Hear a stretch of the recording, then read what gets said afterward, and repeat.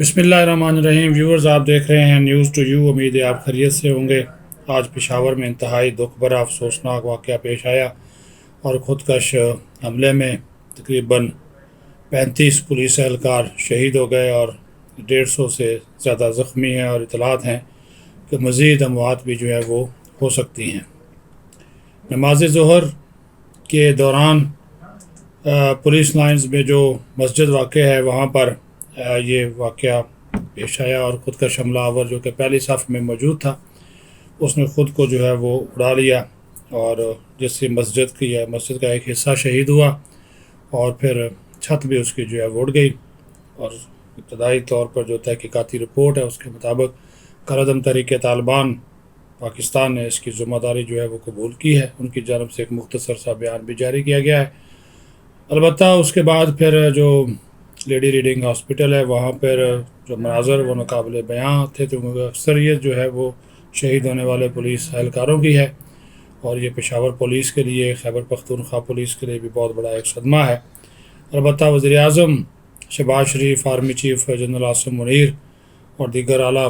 عسکری اور سول حکام جو ہیں وہ وہاں پر پہنچے، اعلیٰ سطح کے اجلاس کی صدارت بھی کی، اور اس واقعہ کے تمام تر جو محرکات ہیں اس کا جائزہ بھی لیا گیا۔ کیونکہ جس طرح میں نے آپ کو بتایا کہ ابتدائی تحقیقاتی رپورٹ جو ہے وہ وزیر اعظم کو پیش کر دی گئی ہے، اور اس میں یہ بات بتائی گئی ہے کہ خودکش حملہ آور یا تو پولیس لائن میں پہلے سے مقیم تھا، یا وہ کسی طریقے سے وہاں پر داخل ہونے میں کامیاب ہوا، کیونکہ ایسی اطلاعات ہیں کہ جو پولیس لائن کا جو مرکزی گیٹ ہے وہ ایک ہی ہے، اور وہاں پر چیکنگ کا بڑا سخت نظام ہے، لیکن اس کے باوجود یہ پولیس کی سیکیورٹی کی ناکامی کہہ لیں، یا پھر یہ بھی انفارمیشن ہے کہ وزیر اعظم جب وہاں پر گئے ہیں ہاسپٹل میں تو انہوں نے آئی جی جو ہیں معظم جان انصاری ان سے یہ بات پوچھی تھی کہ جب ایک ہی داخلی راستہ تھا پولیس لائن میں داخلے کا تو پھر خودکش حملہ آور کیسے داخل ہو گیا۔ تو ان کو یہ بات بتائی گئی کہ وہاں پر فیملی کوارٹرز بھی ہیں، تو ہو سکتا ہے کہ خودکش حملہ آور ان فیملی کوارٹرز میں پہلے سے ہی رہ رہا ہو، اور وہاں سے جو پھر وہ اس نے یہ راستہ اختیار کیا۔ بہرحال یہ ایک واقعہ ہوا اور انتہائی افسوسناک واقعہ ہوا۔ اب اس کے اوپر جو ایک بڑا فیصلہ جو ہے وہ ایک جو کور ہیڈ کوارٹرز میں اجلاس ہوا، وزیر اعظم شہباز شریف نے اس کی صدارت کی ہے، اس میں گورنر، نگران وزیر اعلیٰ، کور کمانڈر، آرمی چیف، دیگر انٹیلیجنس اداروں کے سربراہان، I G police, chief secretary, home secretary سب موجود تھے۔ تو آج خیبر پختونخوا میں چونکہ یہ دہشت گردی کے واقعات بہت زیادہ بڑھ گئے ہیں،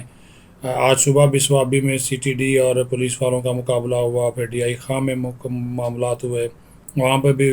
جو ہے وہ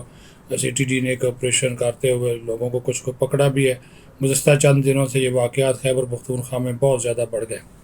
ایک تو جو خیبر پختونخوا کی جو پولیس ہے وہ اس کی جو کیپیسٹی ہے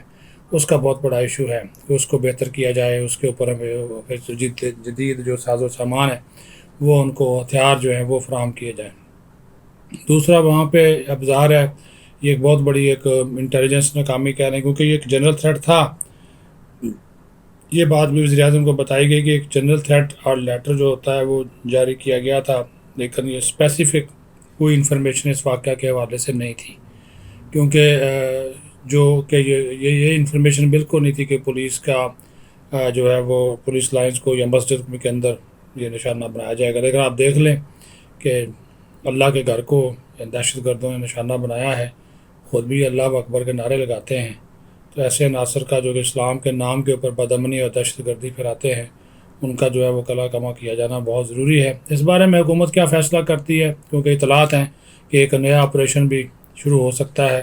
جو آپریشن رد الفساد یا آپریشن ضرب اعظم کی طرز پر ہوگا، تاکہ جو ہے وہ دہشت گردی کی جو ناسور ہے یہ سر اٹھا رہا ہے، خاص طور پر خیبر پختونخوا میں، بلوچستان میں، اس کا کلا کما جو ہے وہ کیا جا سکے۔ اس حوالے سے جو وزیر دفاع ہیں خواجہ آصف، انہوں نے آج ایک اسٹیٹمنٹ بھی دی ہے مختلف ٹی وی چینلز کے اوپر۔ انہوں نے کہا ہے کہ افغان جو سرزمین ہے وہ ہمارے خلاف استعمال ہو رہی ہے، متعدد بار ہم افغان حکومت کے ساتھ یہ معاملہ اٹھا چکے ہیں، اب بھی یہ معاملہ ہم یہ کہہ رہے ہیں کہ افغانستان کی جو حکومت ہے، جو طالبان کی حکومت ہے، وہ افغان سرزمین کو پاکستان کے خلاف استعمال ہونے سے روکے۔ تو یہ انفارمیشن بھی جو ہے وہ یہ کیونکہ پچھلے دنوں جو ایک خودکش حملہ آوروں کے جو منصوبہ ساز پکڑے گئے ان میں سے اکثر جو واقعات ہوئے تھے جو پولیس کے اوپر حملوں کے حوالے سے، وہ پتہ چلا کہ اس کے پیچھے وہ افغانستان سے آئے ہوئے ہی لوگ تھے۔ تو ان تک پہنچنا بھی بہت ضروری ہے تاکہ اصل لوگوں تک پہنچا جا سکے، اور افغان سرزمین پاکستان کے خلاف کسی طور پر بھی استعمال نہیں ہونی چاہیے۔ اللہ تعالیٰ اس پاکستان کی حفاظت فرمائے،